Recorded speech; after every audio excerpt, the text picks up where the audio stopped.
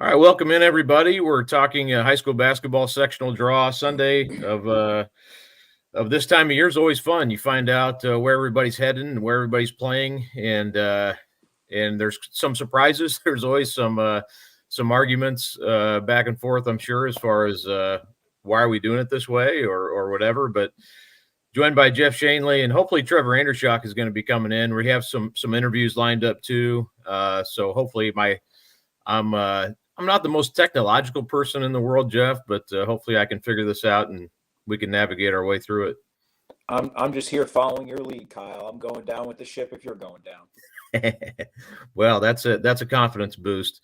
Well, let's start with sectional 8 at Noblesville, because I think everybody was kind of looking forward, especially the teams in there, as far as what was going to happen in that one. And right away, you see Fishers playing Carmel. Fishers is 21-1, ranked number 1 in the state, and the prize you get for that is to play Carmel, the team that beat you, the one team that beat you during the season. So that it doesn't get much tougher than that, I would say. And Carmel, they went back to back. They beat Fishers. They beat Lawrence North.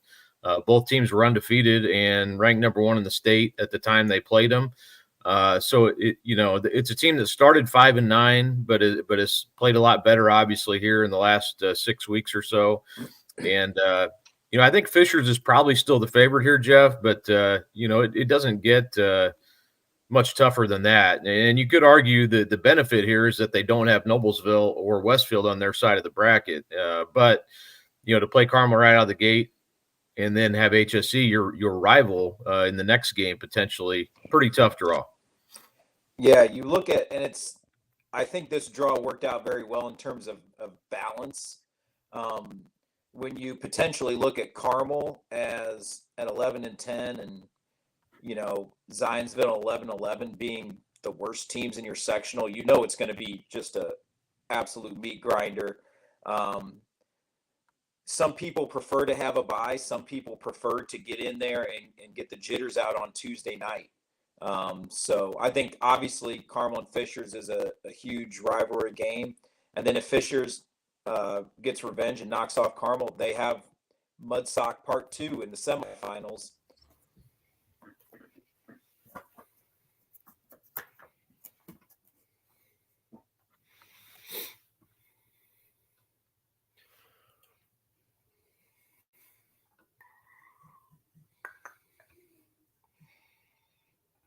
Hey, Shark, Trevor, can you hear me? I can hear you now. Can you hear Jeff? I cannot. You can't either.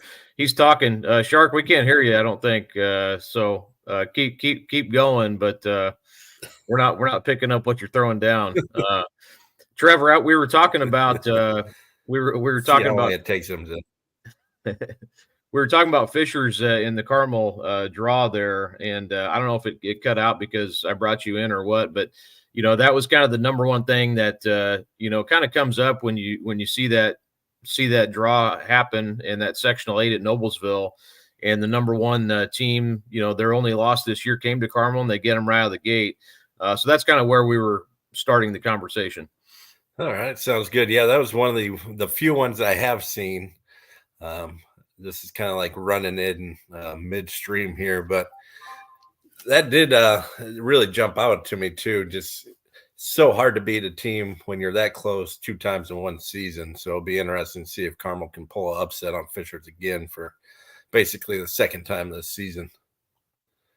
Yeah, that's going to be a fun. I know, and Trevor's just coming off the IU game here, so he's kind of getting his bearings. But that sectional 8, Jeff, can you hear me now? Are you? We're having some audio issues with Shark, but it looks like you're unmuted and everything. So hopefully that'll work for you. But Noblesville, as the host there in that sectional, and they get Westfield on their side of the bracket, and Zionsville is on that side as well. And Noblesville and Zionsville play each other. So I think they only, we'll hopefully talk to one of the coaches here in that sectional shortly. But I think the only advantage, Trevor, is probably just that, to get the bye. That way, and Garrett Weeger from Fisher said as much here recently. The advantage here is that you get in and get a bye into the second round, so you only have to win 2 instead of 3. Right. Yeah, that sectional alone is just incredible to look at, especially the Sagarin ratings and stuff like that. And it's just obviously it could go in a big tangent of should it be, seeded for the regional level or semi-state level, but that sectional is just loaded top to bottom. It's incredible. So yeah, I agree that the only advantage is getting the bye, and you could even argue sometimes that's a disadvantage because the other teams kind of get their feet under them first, and then you're playing kind of cold, if you will, a team that's already played in that environment and has a win under their belt. Yeah, that's a tough one. The other sectional I think that we talk about a lot is the sectional 10, and that'll be hosted by Lawrence North this year. I had a coach in the sectional text to me the bracket from last year, and it's the exact same, and I didn't realize it was until I looked back and was like, okay, that's the exact same bracket as last year. Now the teams are flipped, home and away or whatever on a couple of them, but Cathedral gets the bye, and LC and Warren are playing to get the chance to play Cathedral, and then Attucks and Tech play each other, and the other matchup is North Central and LN. So you got a potential LN Attucks matchup in the semifinal potentially, and Cathedral up there with the bye. So just sort of an oddity of the whole thing. And again, I think I would always choose that want to have the bye. I guess you could. The other thing would be you play a lesser opponent, I guess, and kind of get your feet wet a little bit and kind of get yourself going. But yeah, that's sort of a strange. I don't know if I've ever seen that before, as far as having the same bracket year over year. Yeah. The IHSAA liked it last year. They said, hey, let's run it back. Let's not even draw it. Let's just run it back. Let's not mess with it. What do you got, in that sectional? Do you think LN is still the team to beat? They've had a little bit of a struggle here. They started out 17-0, but just 3-3 in their last 6 overall. Yeah, I still think they're the team to beat. I think they'll get everything kind of squared away going down the stretch here. When you have guard play like that, I think it's just a matter of time before they kind of get everything fixed and on the right track again. But Cathedral and Attucks are 2 top teams as well. So I still put LN as a team to beat, and it could really go between any of those 3 schools, I would say. And so, yeah, that Tuesday night will be LC and Warren. Then Wednesday, Tech and Attucks. This is all a week away still. So a week from this Wednesday, Tuesday and Wednesday. Tech and Attucks on Wednesday, North Central and Lawrence North on Wednesday, and then Cathedral play the winner of that LC Warren game. So again, pretty, and we'll talk again more with the coach out of that sectional here in a bit, but really good sectional. Also the Greenfield Central, we'll be talking a lot of 4A tonight, I think, for the most part, and then touch on some of the other ones. But Greenfield Central, the only undefeated team, but they have to play Anderson, which is the team that's knocked them out the last 2 years. So Greenfield Central catches no break. They get to host the sectional 9, but Anderson's a team that's knocked them out twice the last 2 years. So probably not the team the Cougars really wanted to see in that situation. But yeah, I mean, it's hard to. There's a lot of good teams in there. New Pal and Mount Vernon are playing each other on Tuesday night, and then Richmond's playing Muncie Central, and Pendleton Heights gets the bye. So you got Mount Vernon and New Pal. Well, the winner of that would play Pendleton Heights in the semifinal, but probably not what Greenfield Central necessarily was hoping for, to see Anderson come up on the screen. Yeah, I really like the Anderson team. Damian King leading the way there. That's definitely going to be a tough one. And this is kind of a under the radar, really good sectional. Yeah, obviously, you just ran down a bunch of them, but Richmond started off the year, what were they, like 15, 16-0 at one point? Really good junior class there for Billy Wright. So that's a team who probably isn't getting a bunch of headlines statewide, but it's a really good team. And could really come out and make some noise here, against maybe a Greenfield Central or Anderson, something like that down the road in the sectional. Yeah, I don't think the draw necessarily was what Greenfield Central would have hoped for. Obviously, with Anderson and then a Richmond team led by Cedric Horton there, and 19-3 for the Red Devils. They've lost to two of their three losses are to sectional opponents, though Anderson and New Pal here as of late. But a lot of really good individual talent here. Horton at Richmond. Kyle, I know you're a huge fan of Julius Gizzi over there at New Pal. He's just been a one-man wrecking crew here in the last 5-6 weeks or so. Obviously, Braylon Mullins, one of the best juniors in the state for Greenfield Central.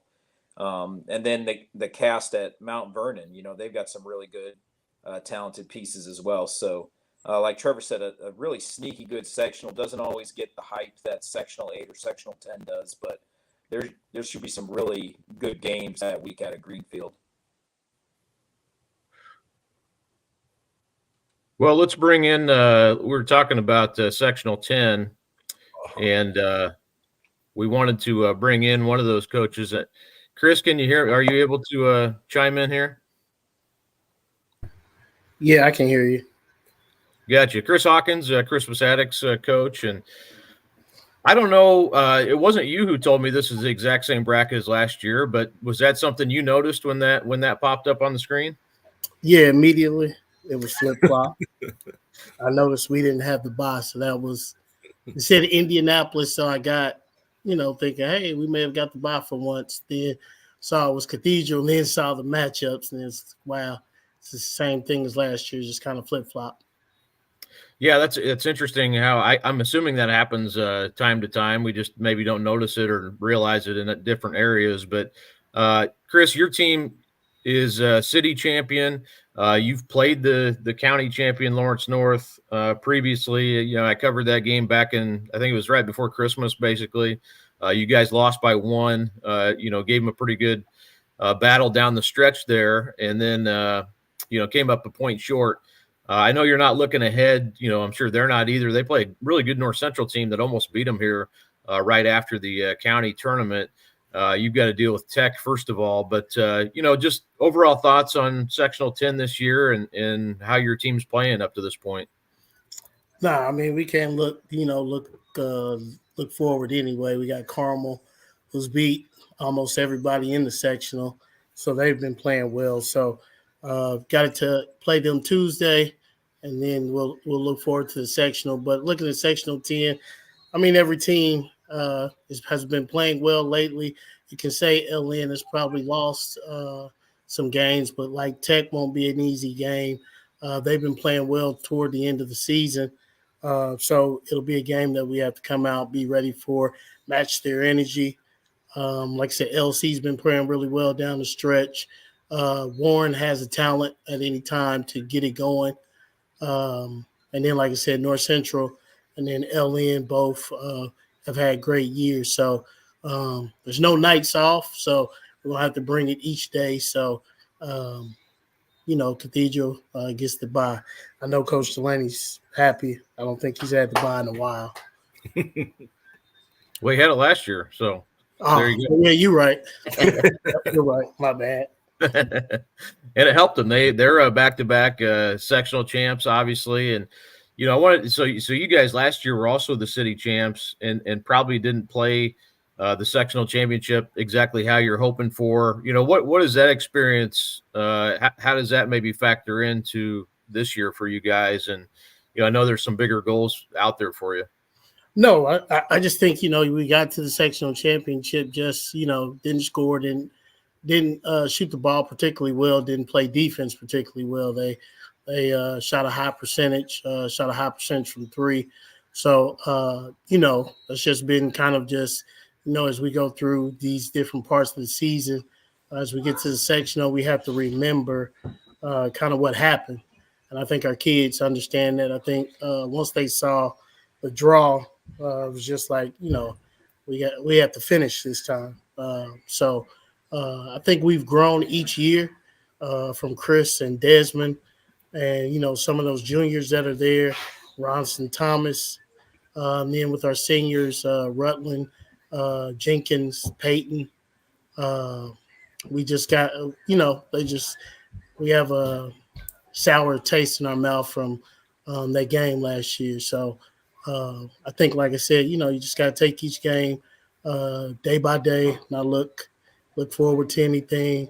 I know we're not the favorite, so I think as you've talked to us, we kind of thrive on that. So we'll be interested to see what Mr. Harrell and his formulas come up with and everything like that. So it's we want to play well, and I think it's just taking each game one game at a time, and then, like I said, just attacking those opponents.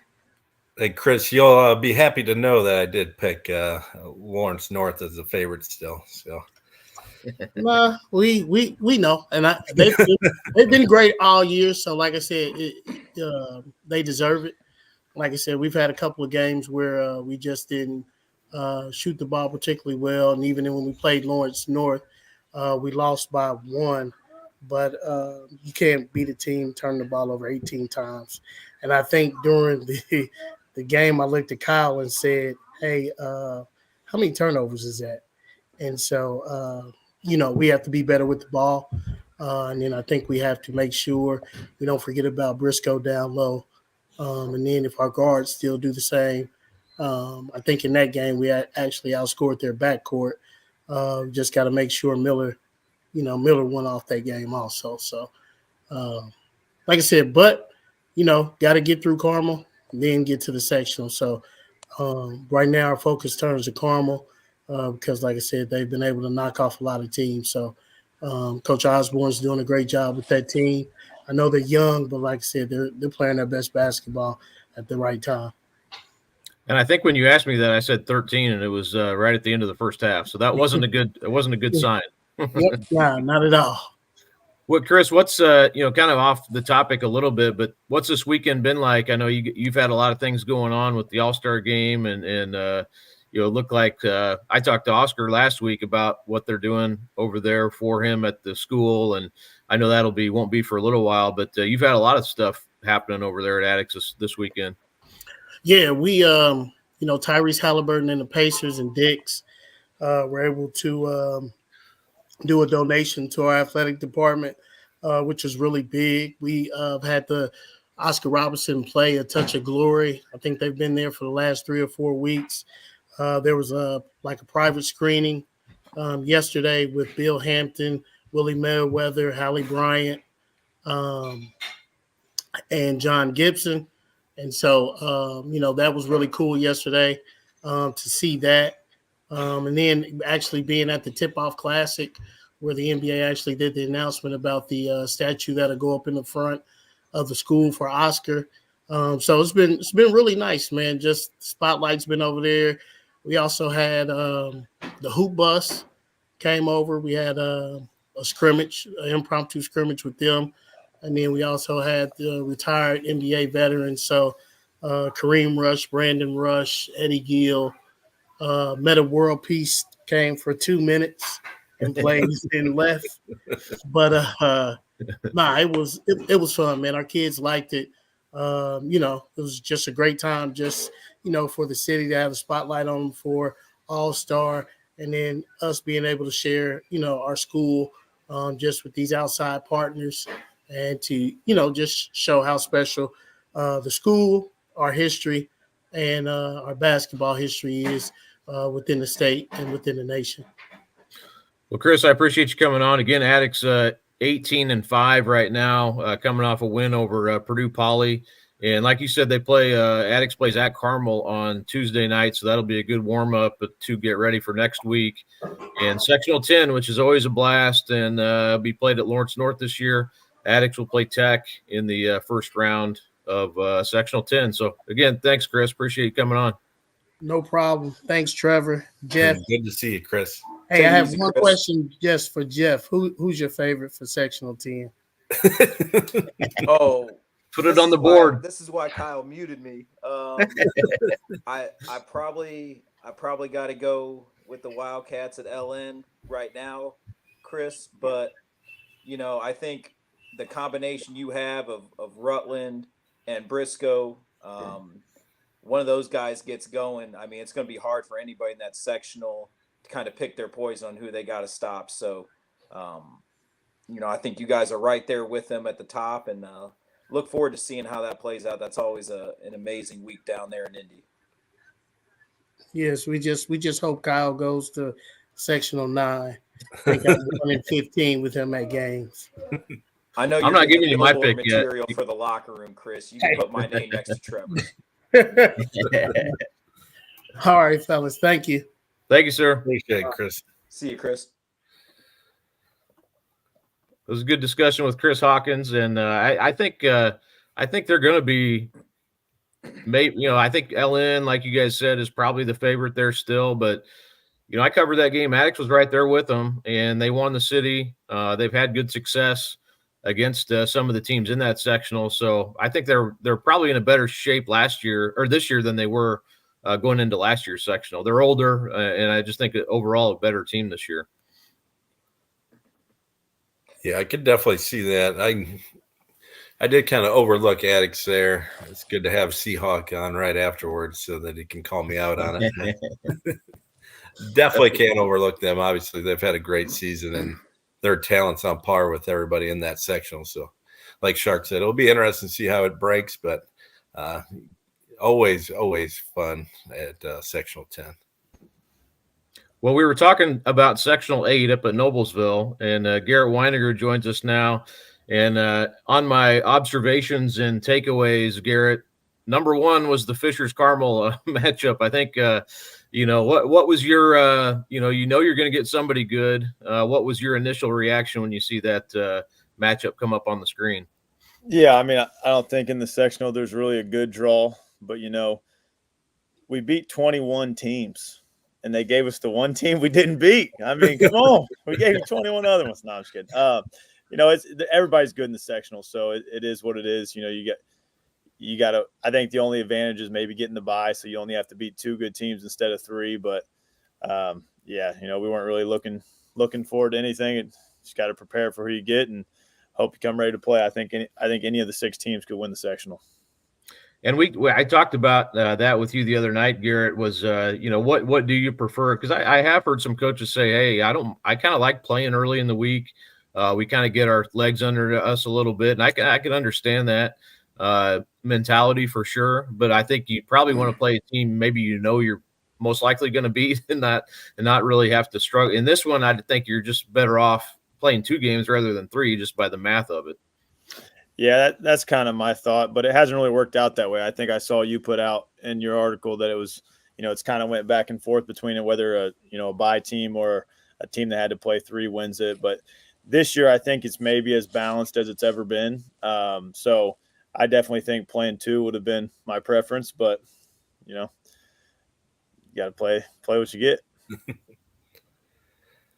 Yeah, I've never seen a sectional this balanced when you have 6 teams and the worst team is ranked 21 in Sagarin. Has that ever happened in the state? I mean, usually you have at least one team that is not in that, top 25, 40 range.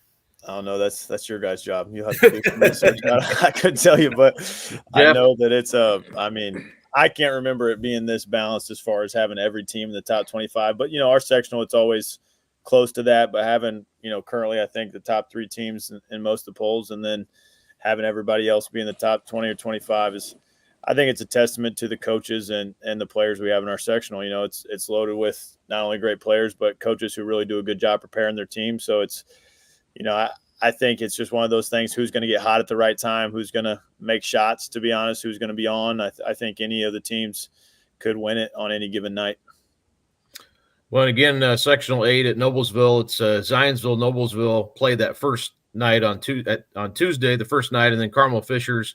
And then HSC will be awaiting the winner of Carmel and Fishers, and then Westfield will be awaiting the winner of Zionsville and Noblesville. So I guess the one benefit is you have Noblesville and Zionsville on the other side of the bracket who are ranked number 2 and 3. That's another question is, has there been a top, 1, 2, and 3? I think I think there has been, maybe going back, I want to say the Anderson sectional one year back in the day, maybe had a 1, 2, and 3, but got to be pretty rare.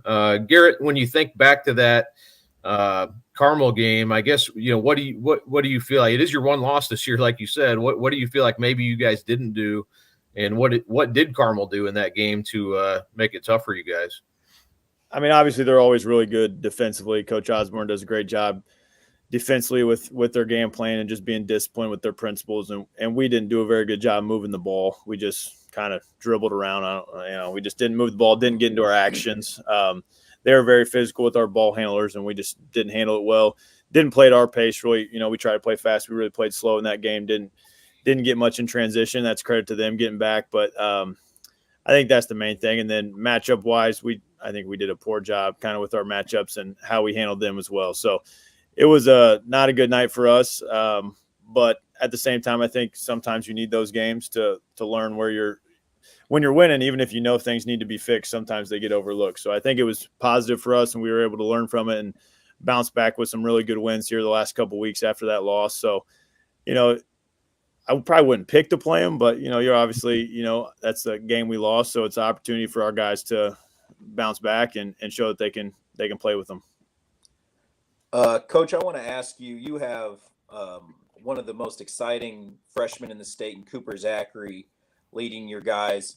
I just want to see the growth that you've seen in him from starting off as, new to the varsity level to where he is now just in his freshman year. And then what was the process like with your veterans, with the Keenan Gardners, the Millen McCartneys, John Anthony Halls, in kind of understanding that they're going to have to turn the reins over to a freshman and kind of guide him and mentor him along the way through the bumps in the road? Yeah, I think the unique thing about Cooper is just his IQ at his age. I mean, he's so smart, and his basketball IQ is so high that it really – Keenan and John Anthony and those guys, Millen, all those guys are such good leaders that it kind of just happened organically. It really wasn't – it's not like I sat down and had a conversation with them and said, we're going to have a freshman point guard. It just – throughout the summer, he really played well coming off the bench for us. Obviously, our roster changed going into the season, and we needed a point guard, and he was our best option. So all fall, we kind of knew that's where it was headed. We were planning on that, and he was really ready maturity-wise to step into a leadership role, which most 15-year-olds just aren't ready. They might be good enough basketball-wise, and there are plenty of guys who are good enough basketball-wise, but to prepare the way we need to prepare at our level and to be able to retain all the information and be a point guard at that, there's just not many guys at his age who are ready to do that. And he is. He's mature beyond his years. His IQ is super high.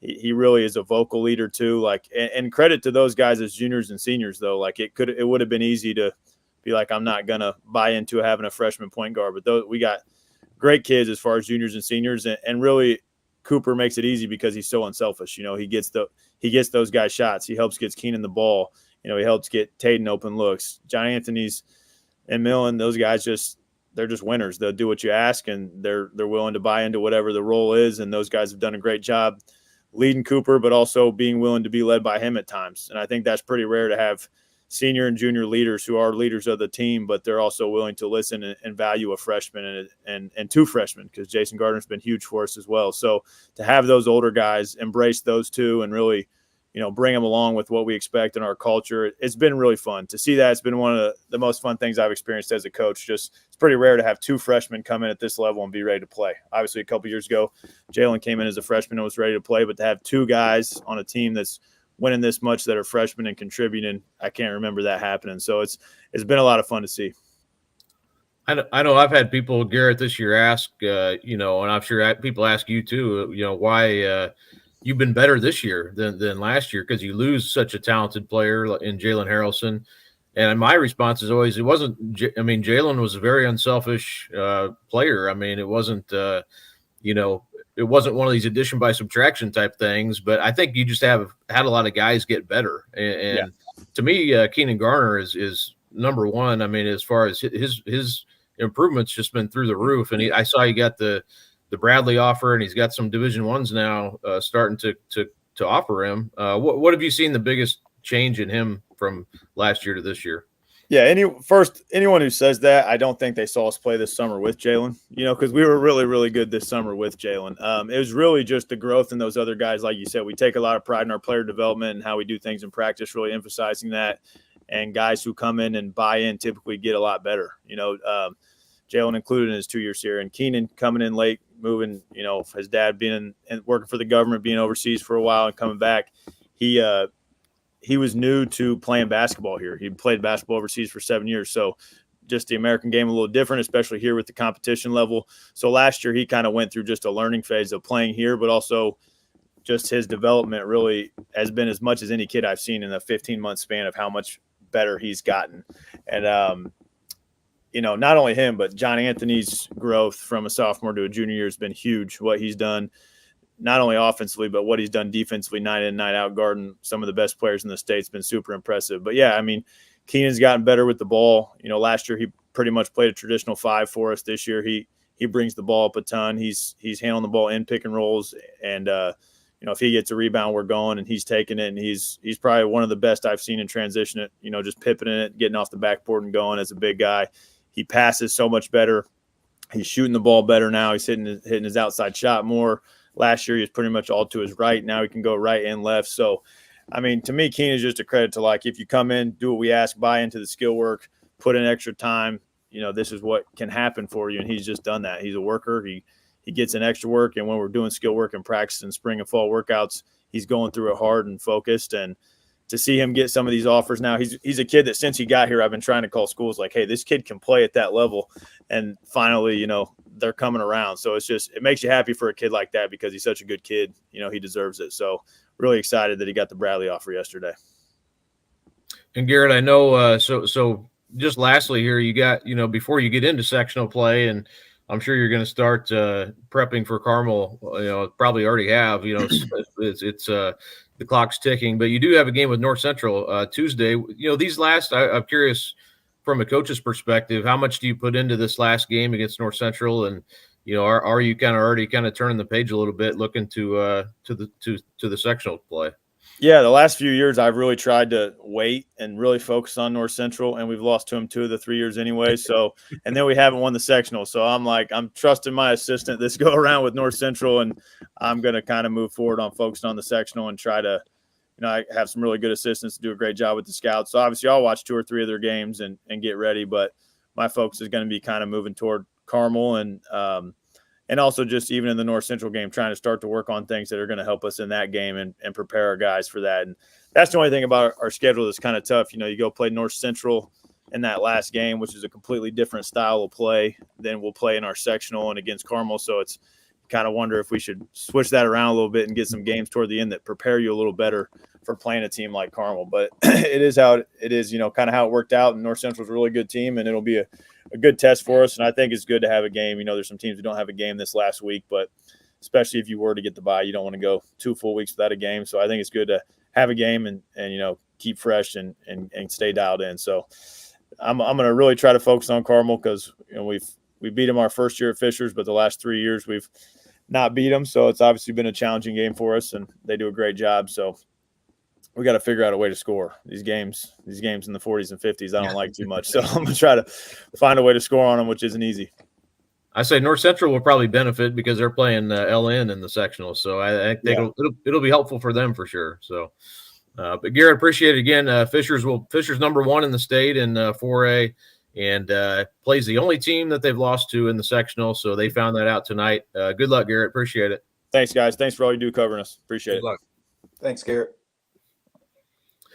Well, guys, just wanted to I think we're going to have one more guest pop on here, but anything else? Have you guys been able to, Jeff, I know you were able to take a little bit longer look at 4A, kind of before we got started. Was there anything that really popped out to you other than kind of what we've covered so far? There is some things up north I thought that were sort of interesting. Some sectionals I think that are pretty balanced. Yeah, you look at the 2 Fort Wayne area 4A sectionals. I think sectional 5 at East Noble.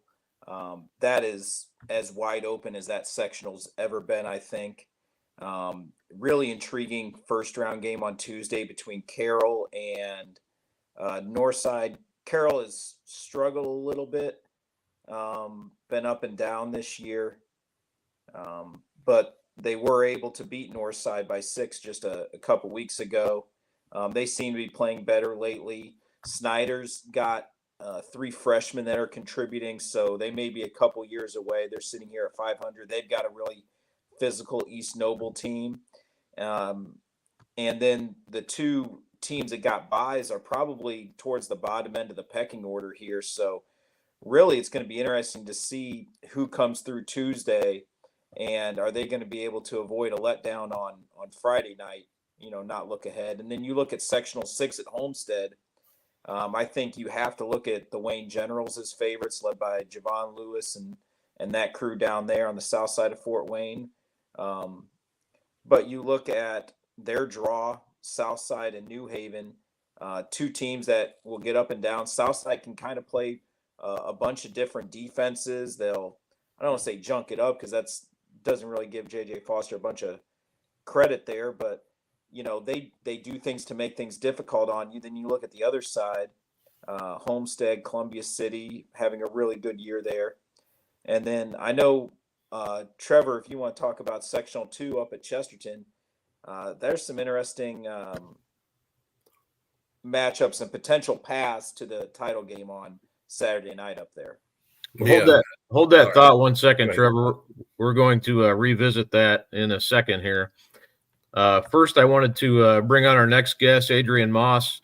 And Franklin, the Grizzly Cubs are having a season. Adrien, you guys 15-3 and playing really well. The sectional draw obviously is always a fun night, and I'm sure you guys were looking forward to seeing how that would come out. And you end up getting a bye in sectional 14 at East Central, and we'll play Shelbyville or Whiteland. And I know Whiteland is a team that you're very familiar with. So I don't know if you're already starting to plan for these teams, Adrien, or what, but just your overall thoughts on what you saw tonight with the sectional draw.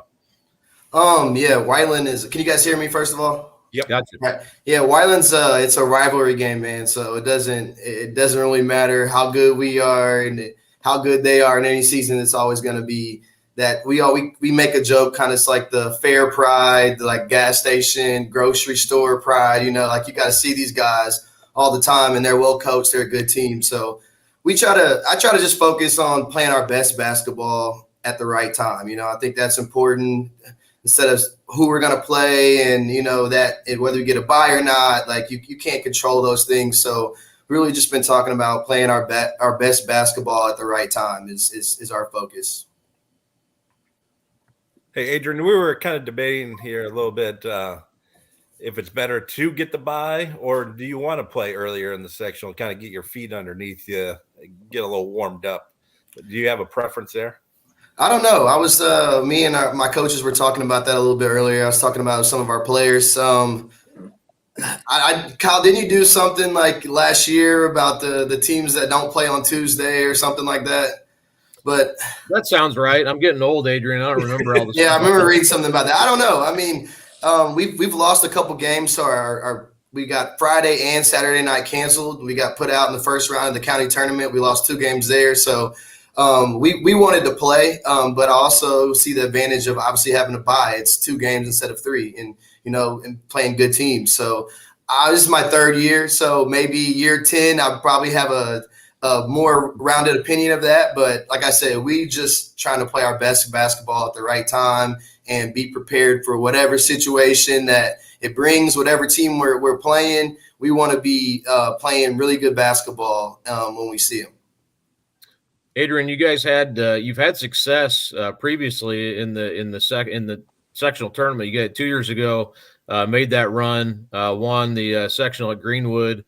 Made it all the way to the regional final that year. Back that was and again a reminder that we're in a 1-game regional now. But when it was 2 games 2 years ago, you made it to the final of that and lost to Bloomington North. But that was a team that was under 500 going in.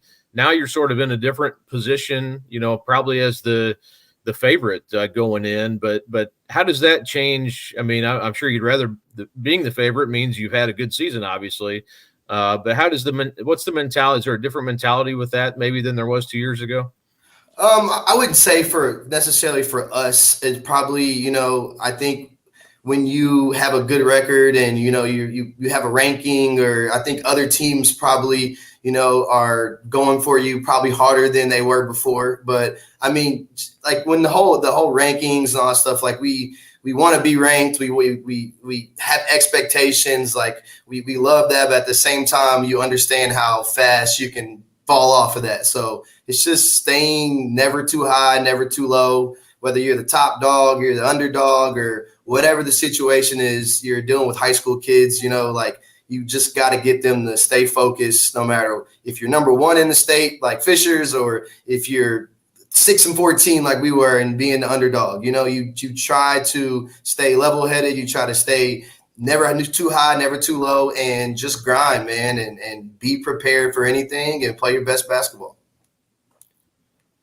Hey, Adrien, talking about that team that kind of made the surprise run a couple of years ago, Micah Davis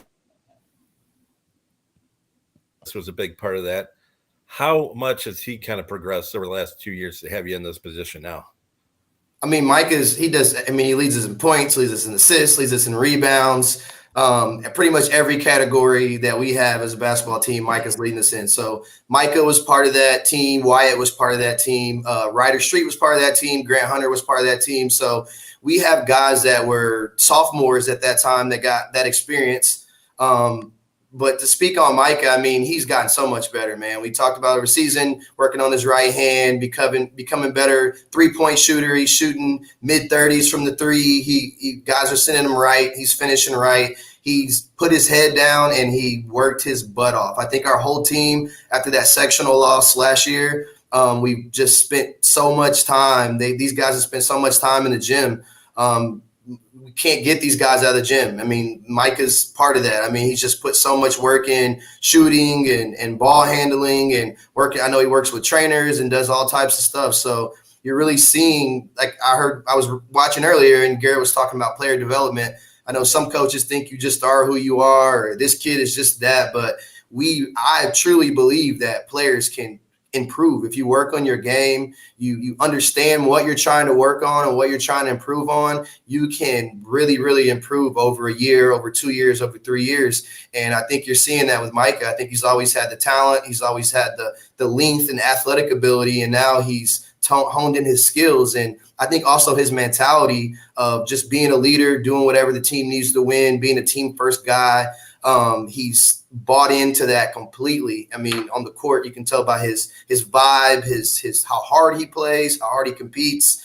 He's willing to do it. He's competitive, man. He wants to win, and he does everything for us.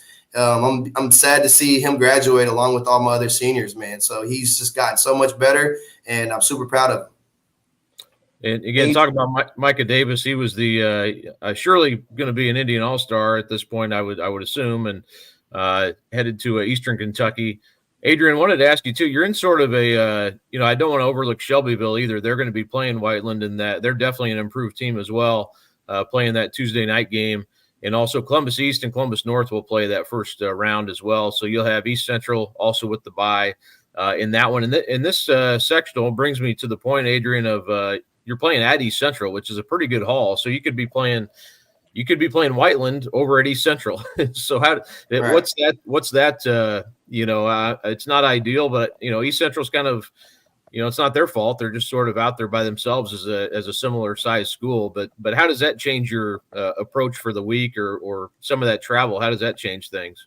Well, we thought we had a game at Washington on Tuesday because our Columbus North guys. So I was looking at that. I'm like, well, we get to go to Washington and we get to drive all the way down there and go play, and that'll be a good experience for East Central. But I think we're gonna. I think we're probably we're gonna go down there and practice Saturday, and I think that we'll probably get a hotel if we do win Friday night. We'll probably get a hotel and stay down there so we don't have to drive back. But I've never been down there. Don't know much about East Central, but I'm sure they're ready to host a great sectional. So it doesn't matter, man. Like all the different things that are involved, you got to be ready to go. You can't let anything any type of doubt creep in. Oh, we got to drive, and everybody has the same, almost the same situations, and we have to drive a little farther than other teams. It doesn't matter. You still got to get the job done, and you can't let those types of things creep into your mind and make excuses and that type of thing. We got the bye. We got to be ready to go on Friday nights, and that's that. Adrien, I know you talked about Micah obviously leading you guys in almost everything, but you also touched on Ryder and Wyatt and Grant, those guys that had been there for a few years playing varsity as a sophomore. Have you noticed a different sense of urgency in them this year that, hey, this is our last go round. If we got to make it happen this year, this is our last chance to do something special? 100%. I mean, I noticed that from our first workout in the spring last year. I thought everything was different. And we only had one senior last year. And he kind of started playing his freshman year. He didn't have a whole lot of experience. So we were super young last year. And I think I felt that when we went in the weight room, the first spring workout we had, I could feel that urgency of how good these guys wanted to be. And we put a huge emphasis on the weight room this summer. And those guys, everybody put on 5-10 pounds over the summer. Practices I don't have to coach effort and attitude.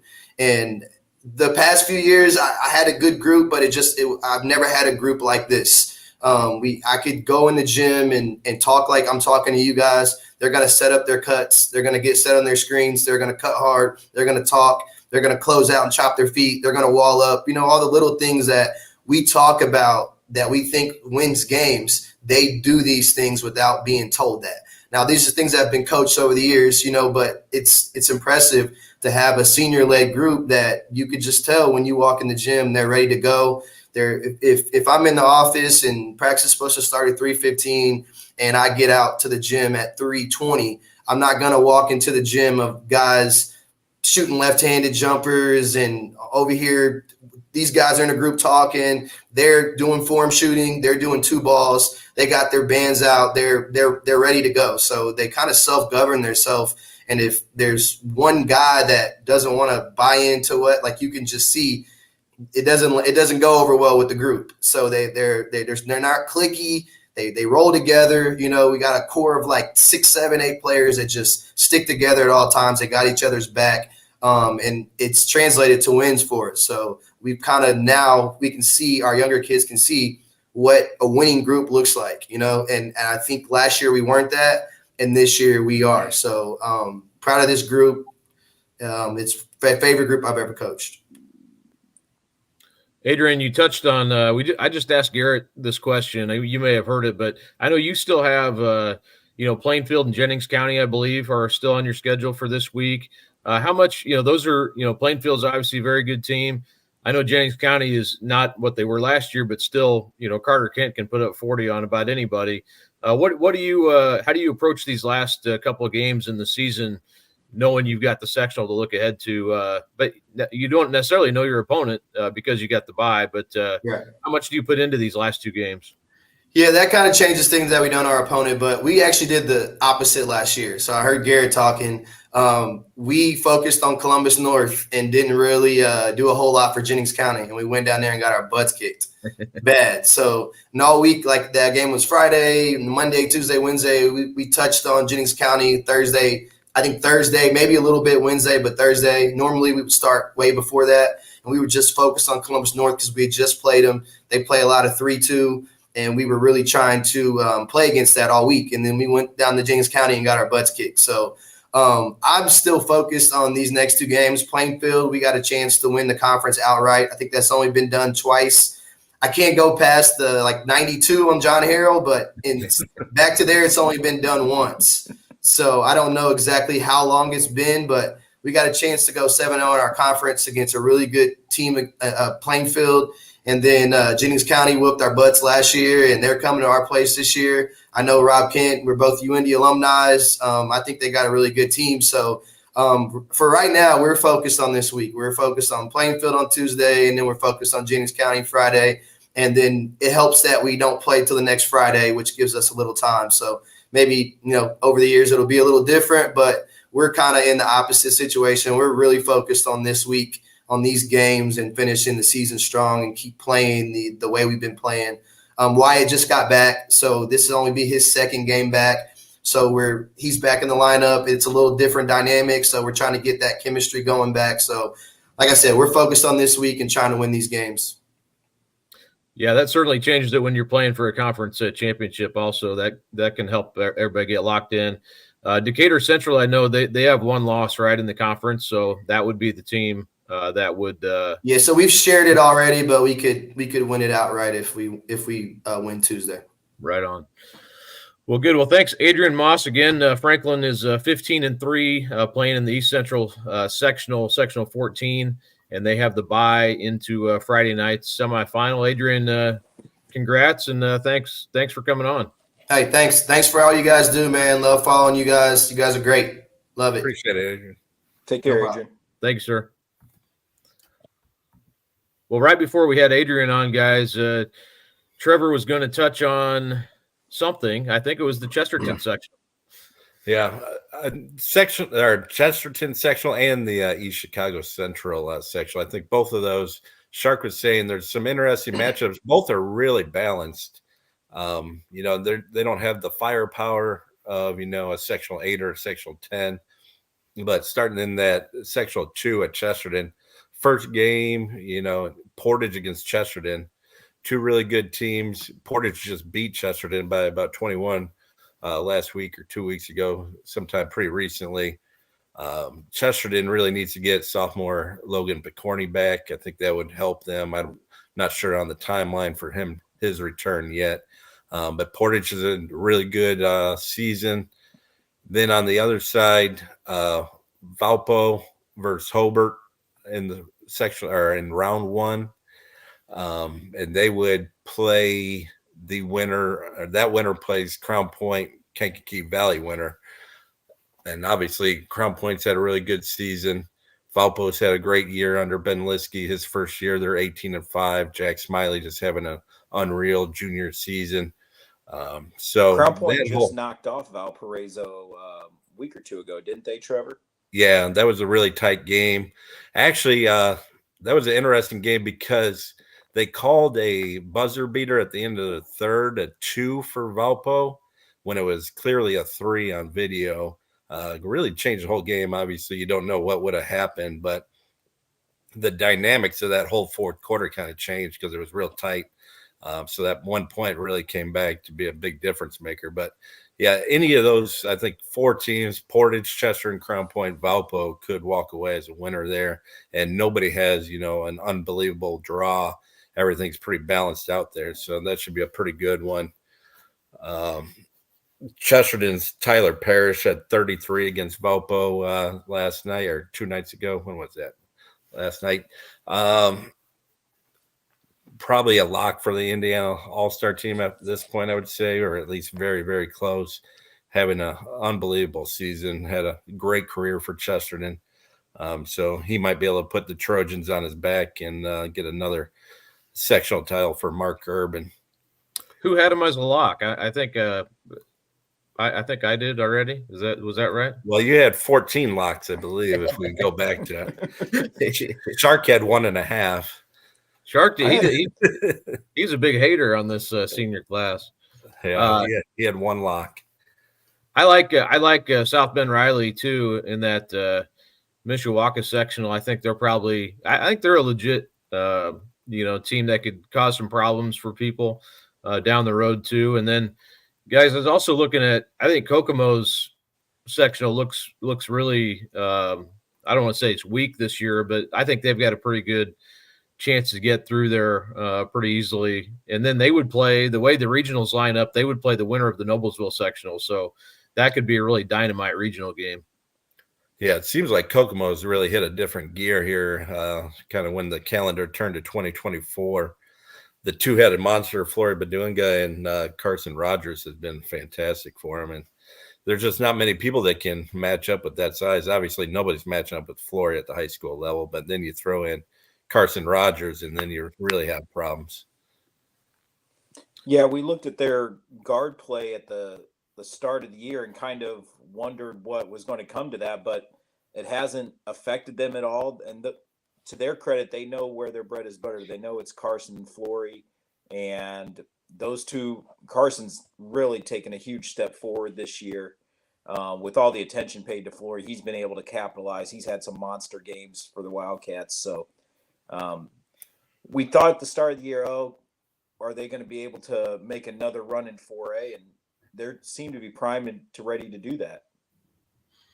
Yeah, and I think also wanted to touch on Center Grove. We didn't mention them, or the Terre Haute South sectional, which is really interesting because you got Brownsburg and Plainfield are playing right off the bat. It's only a 5-team sectional, but those two teams out of Hendricks County have to go all the way to Terre Haute South to play. And then I think probably the winner of this sectional, as far as the draw goes, is Avon. Because they're on the opposite side, whereas Brownsburg and Plainfield have to play Terre Haute North, which is probably, I think they're 20-3, and they've got some serious talent.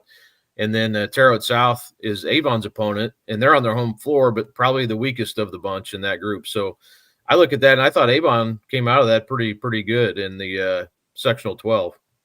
Yeah, I think there's no doubt that was the best draw they could get.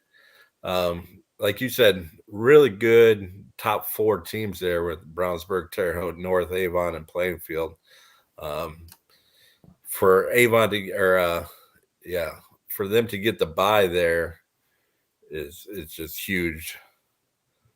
And they haven't been playing. To avoid Terre Haute North, basically. Avoiding that first game, so you don't have to play 3. They haven't been, they played some better teams here lately and haven't been gathering the wins that they were early on, but I think still a dangerous team. Obviously, you only have to win one now to get to that final. And then Brownsburg and Plainfield, you just don't know. Those teams have both beaten really good teams. They've both lost games that, maybe they shouldn't have, or they haven't finished games at times where you kind of thought they would. Plainfield lost last week to Greenwood. That was a surprising game. So that one to me is one of the more interesting groups, even though it's only 5 teams. And then I think Center Grove, the way they've been playing, Trevor, I just feel like they're a pretty clear favorite at the Bloomington North sectional. Yeah, definitely. Kind of going back to the start of the year, like Shark was talking about Kokomo, Center Grove, you thought they were going to kind of build off last year, but then they got off to a shaky start, losing to Franklin. Warren Central really having their way with them at the Forum Tip-Off Classic. Kind of didn't know where this season was going to go for Zach Hahn, and now they're just rolling. Joey Schmitz has had an unbelievable senior year.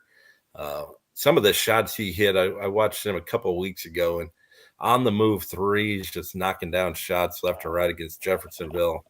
Really impressive. So it looks like, those Trojans are poised for another deep state tournament run here. Yeah, and their shooting numbers are just really incredible this season from the 3-point line. We're not going to go through all of the other classes. Maybe at some point this week we can kind of, if you guys have time or whatever, we can dive into them. But I did want to touch on, 3A or all the classes real quick. But Shark, did you see what in 3A kind of stood out to you? There's an obvious one there that is in our immediate area, but what kind of caught your interest in that class? Yeah, I think obviously, the sectional 27 at Guerin and Brebeuf being on opposite sides of the sectional. I think those two are clearly the two best teams in that sectional. The one chance I got to see Guerin in person, Rob Sorensen was spectacular at the Forum Tip-Off Classic. And I know Evan Haywood's having a fantastic year for Brebeuf. So those two teams kind of lining up to meet in the championship game on Saturday night, barring any upsets there. I think they both have pretty easy games on Tuesday. Guerin against Heron, and Shortridge is going to take on Brebeuf. Just kind of get their feet wet. That's, an interesting look there. I think you go out to Greensburg sectional, just outside of Indy. There's some quality teams there. And I know Tri-West and Danville up at sectional 25 in Lebanon are on opposite sides of the bracket. That could be a very interesting championship game if that comes to fruition there, Kyle.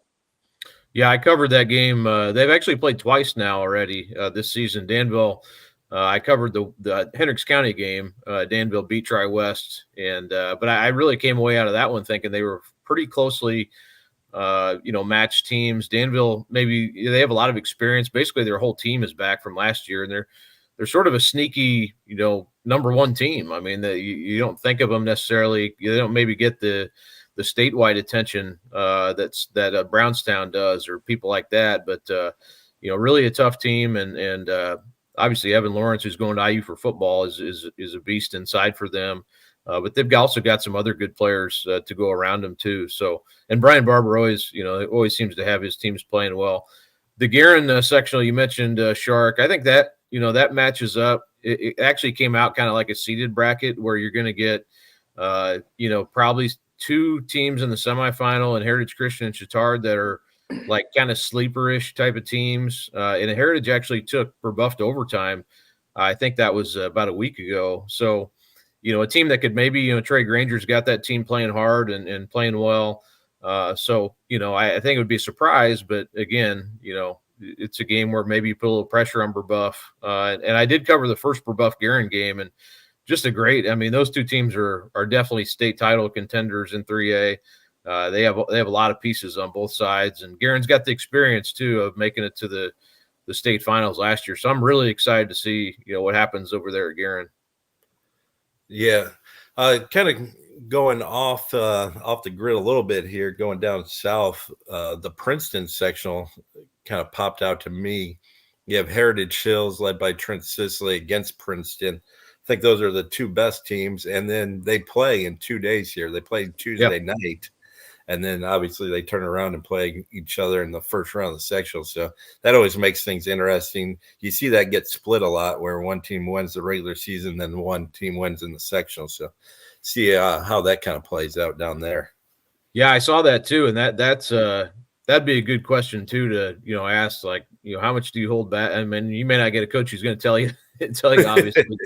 But yeah, that would be interesting because it's almost like a trial run. Just, sure you're not going to do everything, but what do you do? The sectional at Beech Grove it's not 1, 2, and 3A that's going to like pop off the page at you. But man, I don't even know who will win that one. That you got Purdue Poly, you got Washington, Crystal House, and Ritter are all probably, have a good chance, and I don't even know who you'd pick as a favorite out of that, really. I mean, I like Washington's got, Clem Butler, who's 6'11", inside, David Brigham for Crystal House, a good player. Ritter's got a lot of good guards. They can get up and down, and Beech Grove and Speedway aren't far off.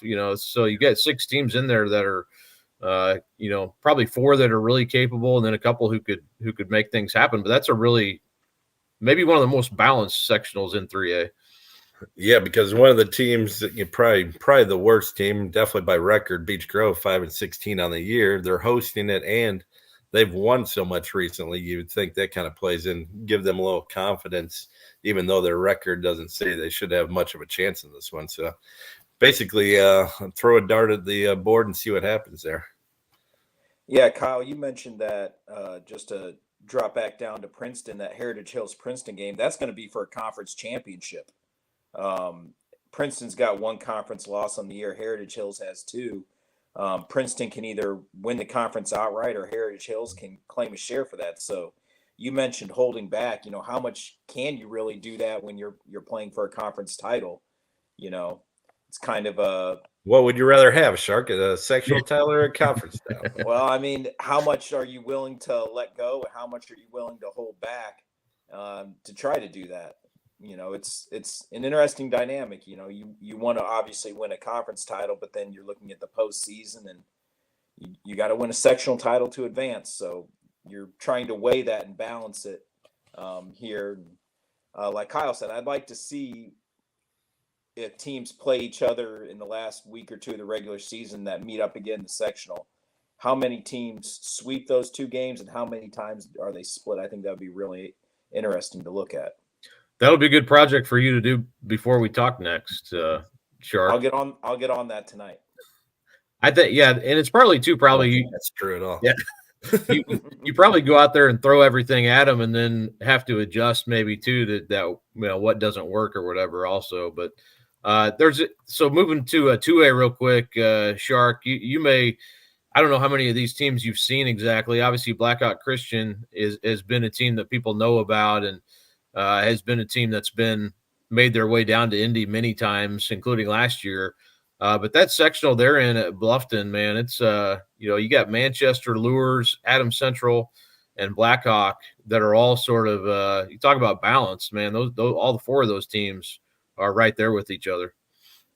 Yeah, you're looking at, I think this is kind of what we talked about, maybe with a couple of the 4A guys we've had on here is, I think you just want to get a bye just so you have to win fewer games. You look at Blackhawk getting the bye, they would probably take on an Adams Central team that, Aaron McClure's kind of been building up to this year with the Jets. They've got a lot of seniors on their roster. They've got some size. Blackhawk has really impressed me. I got a chance to see them a few weeks back. Kellen Pickett was, I don't want to say not the lead guy last year because he was very good, but he didn't have to carry everything. He had Josh First. He had Gage Sefton, those other guys. When I saw him, he was really vocal and really taking on the leadership program. They have one of the best shooters in the state in Isaac Smith, veteran point guard Aiden Muldoon. Bryce Sefton's come along his junior year. And Kellen's just taken his game to another level. He's really tough to match up with, can post, can put the ball on the floor, can shoot it from deep. He's really good defensively, guarding people. He did a fantastic job shutting down Joey Hart in the state title game in the second half last year. Gavin Benton at Manchester. Lures has a bunch of size with the Truesdales. Whitco at 16-4. This is a really competitive sectional. I'd probably give the edge to Blackhawk right now, but wouldn't surprise me to see Lures, Manchester, Adams Central make an appearance in the title game, and if things fall the right way, one of those schools coming away with the Nets there on Saturday night in Bluffton. Yeah, and Lures beat Blackhawk earlier this season. I know it's been a while. Probably more than 2 months ago, but they did beat Blackhawk this season. So, yeah, really good group there in Class 2A, and also down south you've got just an absolute murderer's row. Brownstown Central is definitely the team to beat down there at Southwestern Hanover, but the host team Southwestern is good. All these teams are top 10 with Brownstown, Southwestern, and Providence. Actually, Providence and Southwestern are both ranked 5th. They're tied in this week's poll, and Brownstown is 2nd. So, I mean, in Providence, they gave Brownstown all they could handle last year in the sectional. It was a 2-point game, and Brownstown beat them again earlier this year, I think by 12 or 13. But yeah, Providence team with a lot of tournament success, but Brownstown, I think, might be a different breed this year with everything they've got. Yeah, I think Jack Benner definitely makes Brownstown Central the heavy favorite there, but you can never count on Providence. Kyle Lovin's had a great senior year for them, and obviously always really well coached there. But I still I'd definitely give the edge to Brownstown Central here. Yeah, Brownstown, obviously with Benter leading, they're one of the most fun teams to watch in the state. There are no amount of threes that are too much for them.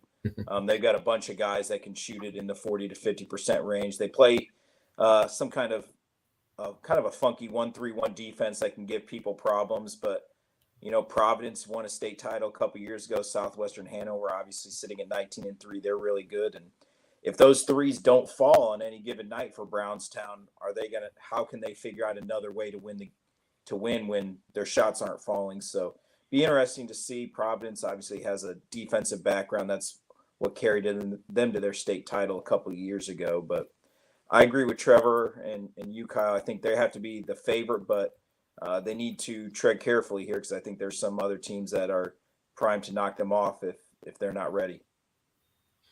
Yeah, I think, and also in 2A, Tipton and Wapahani, as it breaks down, they're in different sectionals, but they would meet. I'm pretty sure I got this right. They would meet in the regional. So, those two teams, I think, pretty heavy favorites in their respective sectionals. And, I've had a chance to see Tipton, and they're very good, really knock down shots and get up and down the court. So this could be a chance for them to make a pretty deep run in the tournament. Wapahani as well. That's a team. They're always good. It seems like they haven't been able to get all the way to to Cambridge and win one. But seems like they're always right there. This might be a year for them to do it too.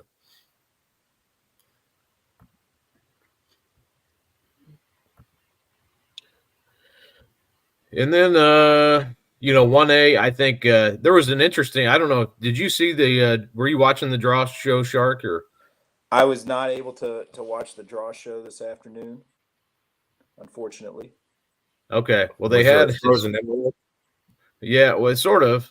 So sectional 59, they forgot Central Christian was in the tournament this year. They were out of it last year, and so they had to redraw, and it ended up probably working in favor of Greenwood Christian mostly because they ended up on the opposite side of the bracket from Lutheran and Tinley, and not a 3-team sectional, but 3 teams with probably a realistic chance.